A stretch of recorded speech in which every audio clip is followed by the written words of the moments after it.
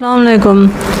मेरे उत्ते जल्ले हमला थिया ना कादियाने मेरे उत्ते हमला किया कातलाना ॾींहं 11 बजे होंदे बाद ये मामला हाईलाइट थी गया। शुक्रिया अदा करें दिया मैं सारे मीडिया वालें दा जिन्हें मामले को हाईलाइट किते। होंदे बाद इत्था पटवारी कने लाते ADCR तक मौका आयन ले गन सारे मेरा मौक़िफ़ तक तस्लीम किते।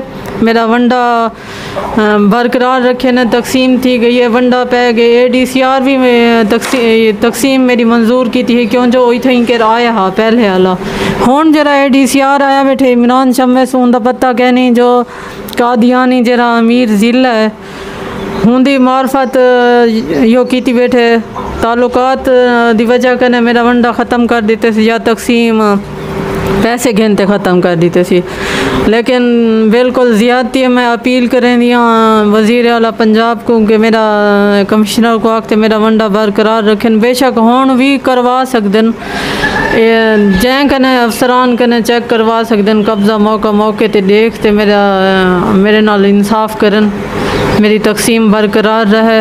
मैं शुक्रिया अदा करें दिया मीडिया वालें दा उलमा कराम दा और अफसरान दा जिन्हें मेरा साथ दिते हुण तक।